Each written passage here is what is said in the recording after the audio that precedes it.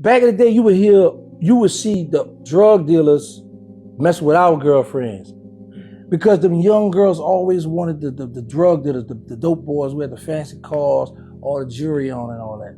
So that was common back then. Nobody didn't say nothing. Like in the Fed, I know a lot of guys got 30 years for having sex with underage girl or having them to doing the prostitute stuff. And the federal law is you should be able to look at a female and tell she's a child.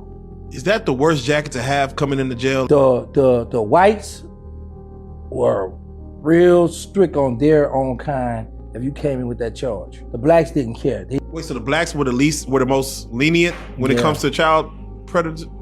Back then. Why do you think that was? It was because everyone's guilty of it, or? Yeah, a lot of them guilty. Because back in the day, like I say, you had the dope boy messing with the youngs, like, oh, that's my little Juvie. Yeah. So people didn't say nothing about that, but then they started getting strict on dudes, start beating guys up because you had pedophiles coming there messing with real like 10, 9, underage girls. And it got so bad in the federal system where they put a sign up saying, we're gonna put these child molested chomos on the yard. If you touch them, you'll get an outside charge. Sometime it worked, and you got guys with a life sentence might be ticked off, and I don't care about this, I'm about to take off on them. So then they start opening up prisons just for sex offenders, like Puffy.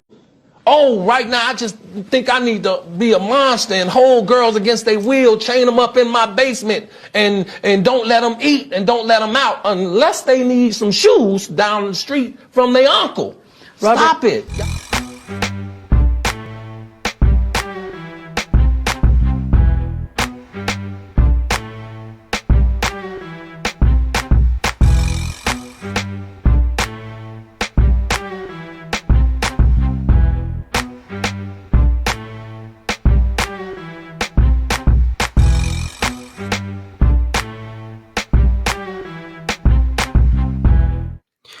What's happening, fam? L.A.R. movement still moving. Subscribe or die trying. You see the thumbnail. More importantly, you saw the clip. That's gangster. Terrence Williams, that's Baby brother, if y'all don't know. Baby from Cash Money. Or Baby and Slim brother, rather. This is part of the whole drug dealer, cancel culture thing. Where on one end, you got these guys are predators, and on another end, you got these girls like messing with these guys for the money, lifestyle, whatever, right? So this is not, I don't think this is as prevalent now as it was when I was a teenager because of all the, things that came on after that. But for a person like me who was a teenager in the 90s, this was some normal stuff. And it wasn't just drug dealers. You get what I'm saying? It was grown men.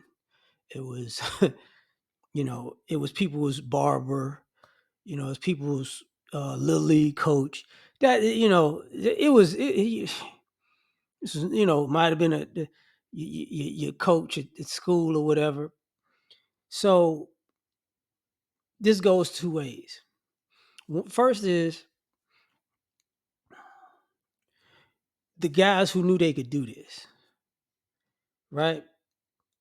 The guys who knew they could do this were normally guys who stayed in the neighborhood. See, like when people graduated high school and went to college, military, or trade school, they was gone. So those wasn't the kind of guys that was doing that.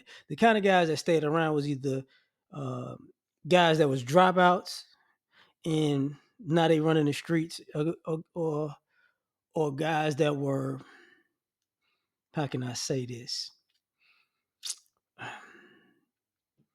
Grown men that were just in the neighborhood. That's why I said the coaches and the barbers. So I say it that way.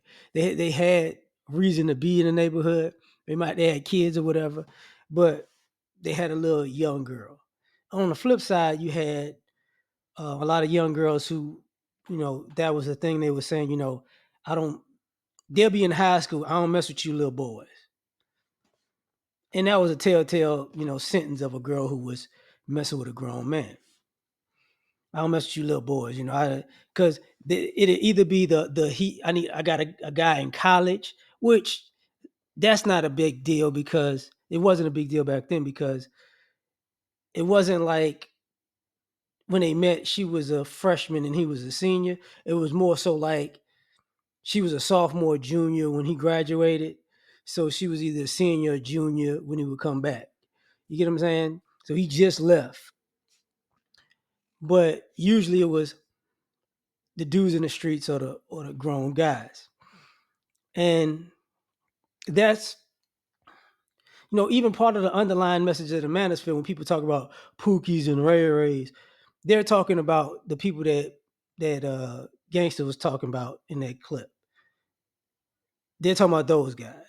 And sometimes that's the underlying thing for the drug dealer, gangster type of thing. That's the underlying thing with them, where one of the reasons you hear that argument of you didn't get the girls you wanted in high school, and it's like, yeah, part of that is the girls that you wanted in high school was messing with these guys. But the issue becomes years later, people act like, oh, I was a victim and I was played, and it's like, nah, because just like the good dudes was preying on them, the girls was preying on the dudes because they wanted a lot of free stuff. Used to see the girls, they get the little gold chains and bracelets and certain outfits, and you get what I'm saying, like whatever. And I really don't want to get into this, but we got to. This might sound weird. I'll say this. People in the 90s, in that era, we were kids. So there was a lot of, single mother households then too. And we knew that, a lot of our moms received quote unquote child support and they didn't use it on us. So the girls knew they could get money from the guys. So if mama wasn't kicking her down anything, and then she would go to the older guys in the streets who gonna give them, what they want. And there was really no questions asked. And that's why I say, like, when people mix and match what people are here and there, I forget the year it happened, but it was a year in the 2000s where,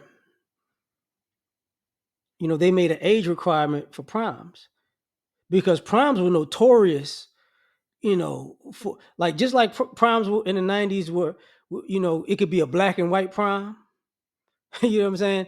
The black students have a prom, the white students have a prom. If it's one of those situations at the school, it was notorious to have these grown ass dudes there. You be like, bro, what the this dude, like, he look like he about 25, and he there on the prom date. And the families, this is why sometimes we don't want, people like me are more suspect of the families when you hear all of these Me Too, type of experiences that they talking about. Because just like when the teenage girls would go to prom and they'd be with these grown guys, the dude picked them up from the house.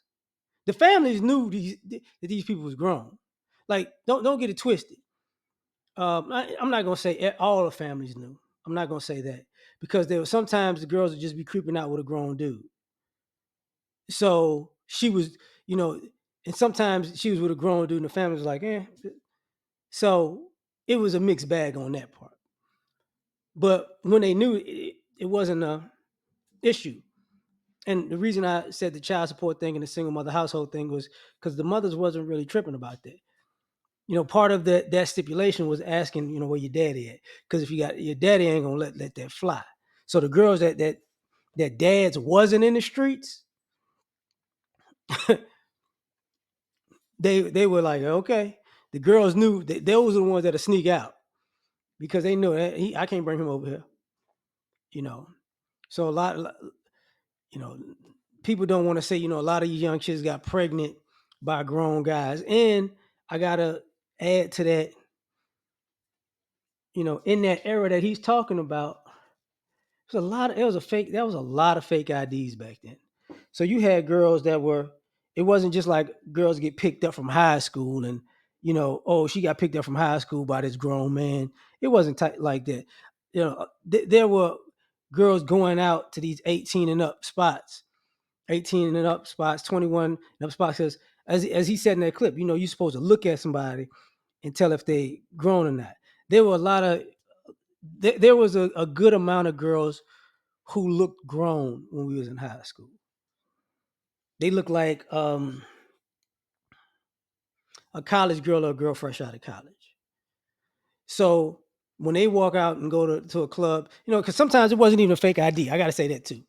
Sometimes it wasn't a fake ID. Sometimes they had their sister's ID or their cousin's ID, or you know what I'm saying? Some or aunt, they could be in the same age group because people look so alike. So they flash it, get in, no big deal. People wasn't looking like that. So people got met like that. You know what I'm saying? And then people found out after the fact. So even now when people are like, the things that get a guy canceled now, it was just kind of normal culture back then. I'm not excusing it. I'm not making, I'm just explaining what was going on, because some of these people now, they're trying to rewrite history of how it really was going down. And they'll make sense. If you listen to some songs back then, they talked about it.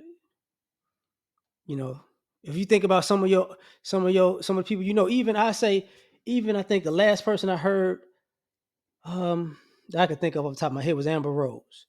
When Amber Rose was talking about she was in a strip club and she was underage, that was a normal thing. Not just the strip club thing, but also just being perceived as grown. Like, girls been doing that forever and a day.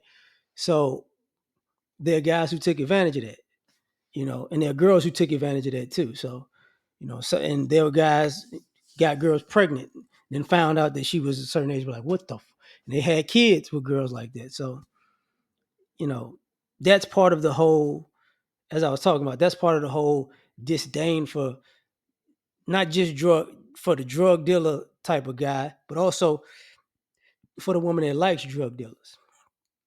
Because those are the same girls that wanted to do that was their thing. You know what I'm saying? That was their thing. It wasn't they didn't get tricked. They didn't get pimped. That was their thing.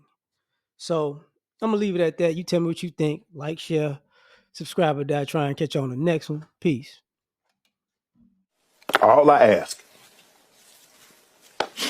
is when you lay your head on that pillow at night, I gave you everything I had.